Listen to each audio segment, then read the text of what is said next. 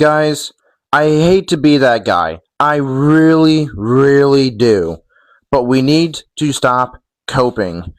The FNAF movie from 2023, released by Blumhouse Studios, objectively is a terrible movie, objectively. And here's why. Now, before we begin, and I'll have this timestamp if you don't want to listen to me babble about my childhood trauma, you can just skip to whatever the timestamp is right now, and you can get to the critiques of this movie. But anyway, I am naturally biased toward this film. I may not like it, but it will always have a place in my heart. Why? Well, I joined the hype train when Markiplier joined the hype train in August 10th of 2014. Ever since then, I've been playing every FNAF game when they release, keeping up with the lore from MatPat, and whatnot. In 2015, it was revealed that a FNAF movie was in production, but it was shortly then canceled by Warner Brothers. Picked up in 2018 by Blumhouse Studios, and then went on into production hell for another 5 years. Now, I went to this movie opening night. I got exclusive tickets about a month and a half prior, best seats in the house. Really, you couldn't complain about it too much, right? Well, on my way from my college class, on the way to the high school on my bus, I found out my childhood cat had passed away that same day, maybe 6 hours prior. Heartbroken, I made it my mindset that this movie could not be bad no matter what happened. Even if the pacing was off, even the visuals were not great, even if acting wasn't great, I didn't care. The movie had to be good because I needed something good that day. I then watched the movie 3 different times throughout October, November, and December. And in 2024, I re-watched it when it came to theaters and AMC when it was in select theaters. However, the second movie is now coming out in December of this year, December 5th, 2025, my bad. I already have tickets on screen, but here's the thing. I needed to watch the first movie because I have not watched it since October of 2024. When I re-watched it, I realized, wow, this movie is bad. It's been over a year and a half since my cat passed away. I am no longer grieving and I have moved on. I am no longer blinded by nostalgia and by the shock factor of, wow, Freddy Fazbear is on my screen. Wow, MatPat is on my screen. That's crazy. No, I have been awakened. So now, I'm going to talk to you guys about why, objectively, this movie is terrible. Bear in mind, as a FNAF fan, I love this film. It is great, I love it, but as a film critic, which I am, I also have to understand that a movie has to be able to stand on its own. Dune, for example, is an adaptation from the book. However, if you read the book and then watch the two movies, you'll see clear differences. The movie makes it more engaging. The book makes it more dry. No pun intended, if you know, you know. But without further ado, let's get ahead and get started with the critiques. Actually, I decided, you know what? I want to talk about the one good thing objectively with this film. So this will be the positive section. The only good thing I'm going to say about this film is the visuals. That's about it. So let's talk about the animatronics. So you have Bonnie, Chica, Foxy, and Freddy Fazbear, along with Balloon Boy, and of course my personal favorite, Spring Bonnie. Now here's the thing. Emma Tammy, the director of Five Nights at Freddy's the movie, knows how to make really cool and unsettling shots. For example, the opening shot, after this night guard is getting his face sawed off, we see a really nice, spin table turn of the entire pizzeria. And it's so uncanny.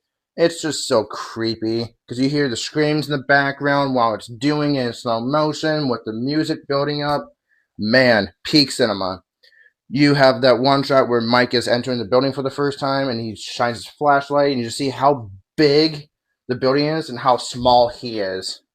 Really just goes to show how much practical effects they put into this movie. Now, Spring Bonnie's design looks really, really cool.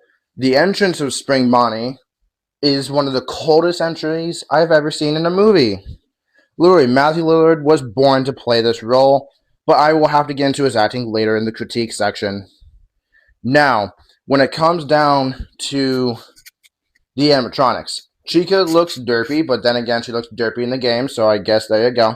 Bonnie looks perfect. Freddy looks a little off, but fine. Now, I'm not going to talk about Foxy because I have my own thoughts and feelings about Foxy. Well, actually, there's one positive I want to talk to him about. When he's walking around, he looks generally just fine.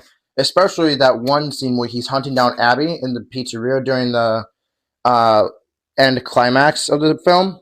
That was a creepy shot, dude. Oh my gosh.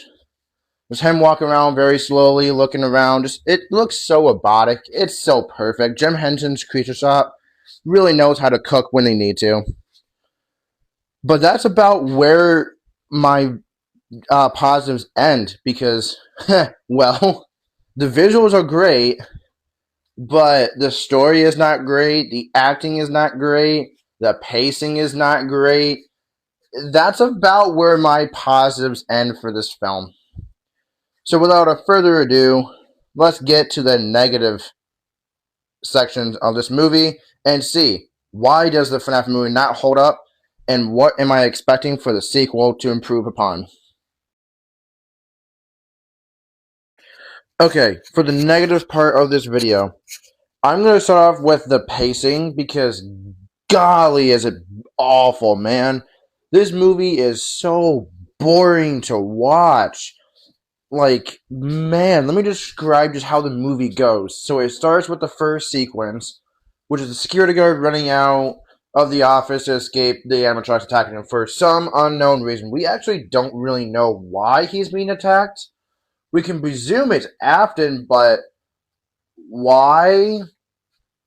Oh, well, then the movie never explained it. He just dies. Anyway, after the security guard gets caught and is killed, we get the opening intro, and then it is just boring. Like, it's just nothing happens until the next sequence, which is when the animatronics meet Abby.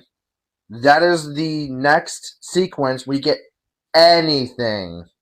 No, actually, I lied. We get the robber scene. That's the second action sequence. It is then Abby meets the animatronics. They spend time together.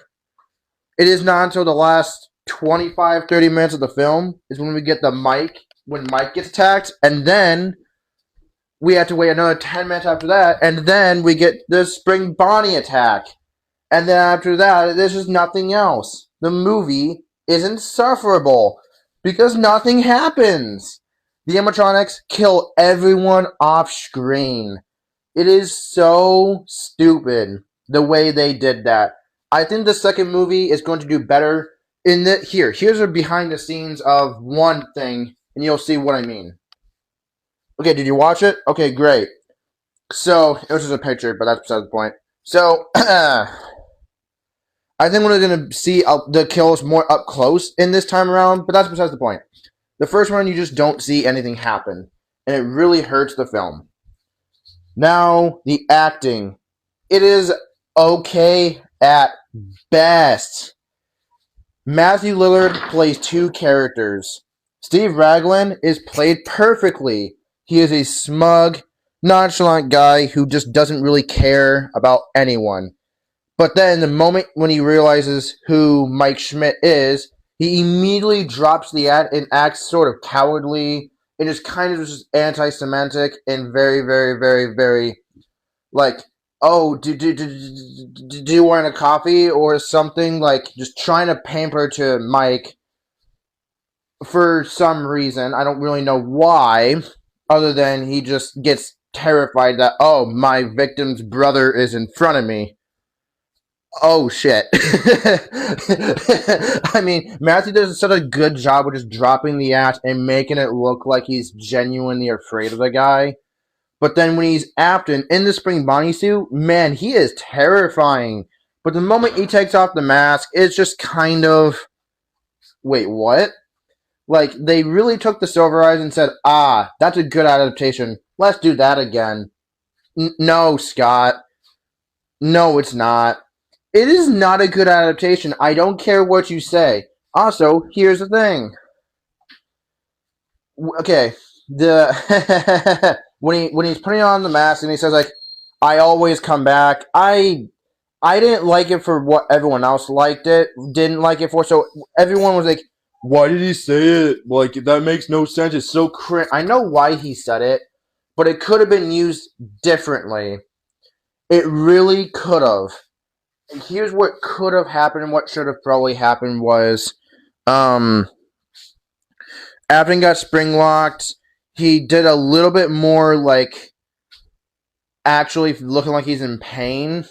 A little bit more. Matthew Lillard did a decent enough job, I guess. Whatever. And then the post-credit scene is Afton in the back room finally dying with the golden Freddy kid looking at him. It would have been the perfect thing for him to ask for help. The golden child die, and doesn't. No, sorry. The golden Freddy kid shuts the door, leaving Afton to die. As he's shutting the door, you hear Afton weakly say, like, I. Oh.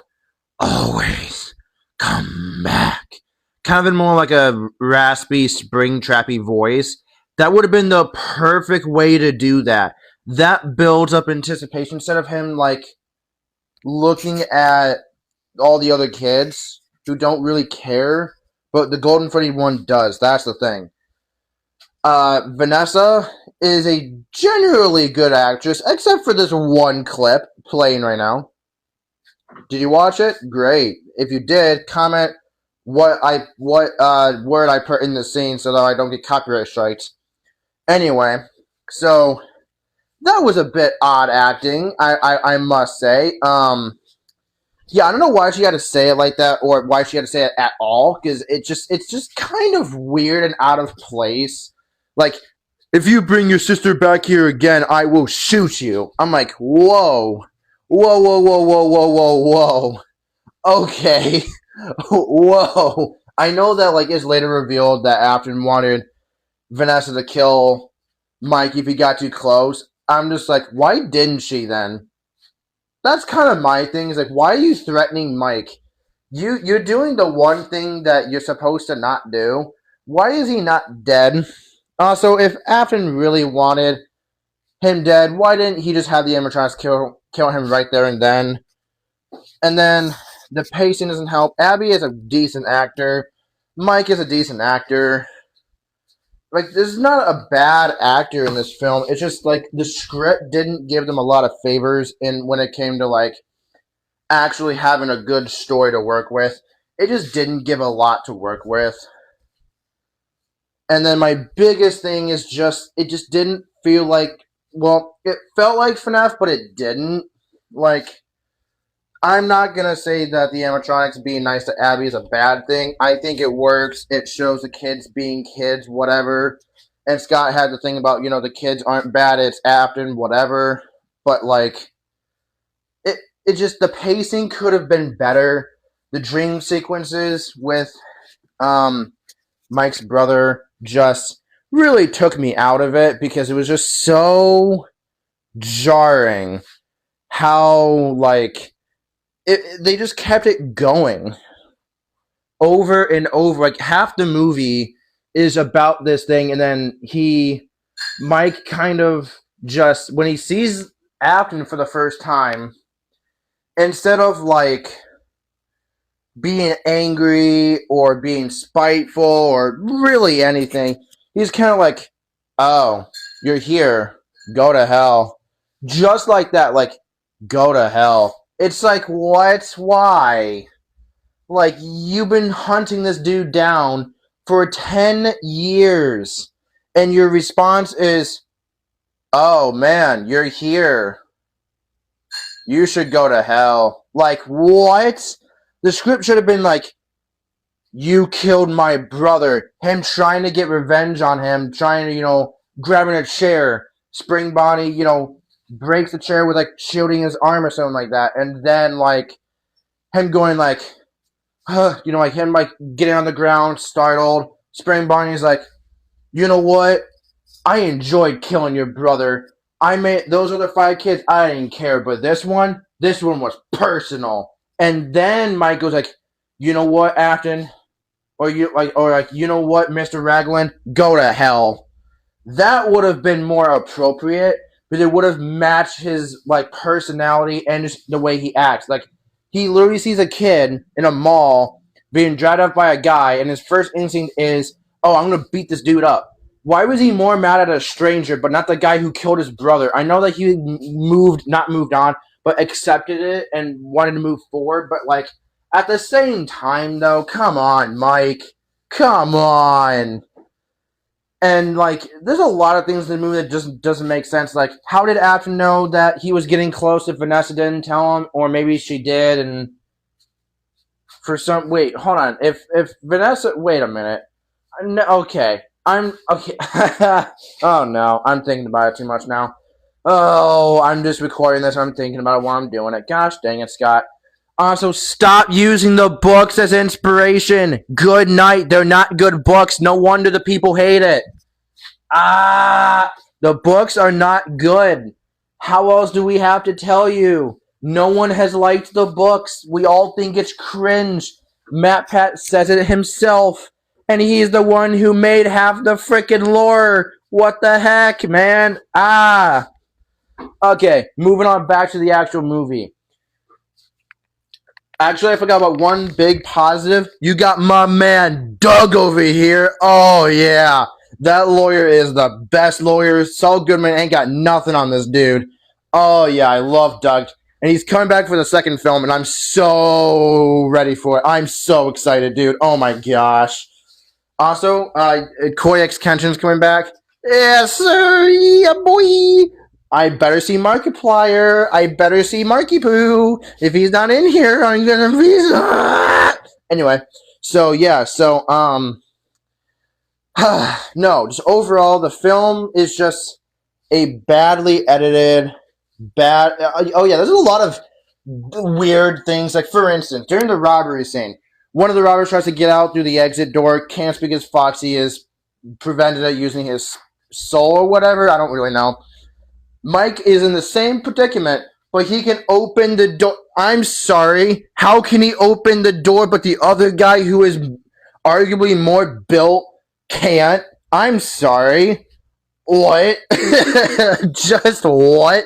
That always threw me off, and I never liked that. Also, the editing from there to the next scene, which is, when he's in the police. Also, why is Vanessa just never on duty? Or if she is, why is no one committing crime? It's like Gotham City. No one commits crimes during the night. They only do it during the day because that's when Batman isn't going to be there. Why is everyone just like committing crimes during the day but not at night so Vanessa can screw up her Freddy Fazbear's Pizza? And also, she has a body cam on. I hate to be that guy, but how do you sanction this? Oh, hey, guys, I'm going to do my daily routine on Freddy Fazbear's Pizza, even though it's been abandoned and there's been no crime reported in the last, I don't know, decade or so. Oh, yeah, no, that's fine. Oh, okay, great. I'm going to go do that for 6 hours. Yeah, sure. Oh, hey, my boyfriend, nope, sorry, culprit found his meds. I'm going to go confirm at his house for a few hours. Okay, sure. Okay, even though we have security cam footage of that not happening, but okay, sure. Go ahead. Like, there's just a lot of things. Like, Vanessa just, it's so obvious, and it should be obvious to Mike that there's more to Vanessa than she's letting on. And he does confront her about it in Night 4 when they're doing the infamous fort scene. But, like, at that point, I'm just like, I'm so drawn out of the experience already. But I just don't really care at that point. Like, the movie is, it's a fine FNAF movie, just like Sonic is a fine Sonic film. Mario is a fine Mario movie, but, like, they're just not good movies on their own. It has a lot of Easter eggs, but Easter eggs are only going to take you so far, right? And, like, there's so many other things I could point out, like, why did Afton wait almost a week to kill Mike instead of just killing him the first night when he's sleeping? He communicates with this kid. Why didn't he just like, oh, hey, oh, wait a minute, he's asleep? I bet, I'll be right back. Walks over in his spring bodysuit, kills the man, and then walks out. He had no issue with it on night 5. Why didn't he just do it earlier? I don't understand. Also, Afton's motivation in this movie is so weird. I know the second movie is going to provide a lot more context to like why did he kill the kids, why was he abusive to Vanessa, etc., etc. But like, it should have been more defined in the first movie though, because he shows up in the first movie, has 5 minutes. He shows up in the last 10 minutes. He has a total of 15 minutes in this movie. Guys, why? Why hire Matthew at that point? I mean, like, Scott found him at a convention staying late and he said, that kind man over there, yeah, he should be the biggest bitch in the entire franchise. What? Just what? I don't have any words. But no, just overall, the movie it's objectively terrible. The pacing, like, it's just not engaging. It's not entertaining. And when there is entertaining scenes, it's so very far and few between that you just don't really notice it until you watch it a few times to be like, oh, that was a good scene. Wow, yeah, that was something. But like, it takes you a few watches out, dog, stop, to really like notice it. I mean, like, bear in mind, these are just nitpicks, but like at the same time, they're not. I know a lot of people, even my own friends, agree that about all these points I'm making in general terms, but like, man, I can't help but just not like this film. Like, and trust me, like I said, I've been a FNAF fan since pretty much day one, but like almost a decade waiting, and we get a subpar film at best. Like, it took literally, I kid you not, 11 years since FNAF 2 came out to get a good adaptation of that game. Because I know FNAF 2 is going to be infinitely better. I can already tell from the trailers. It's going to be infinitely better. Which is good. I'm really, really happy for it. Anyways, that's all I've got for today. Go away now.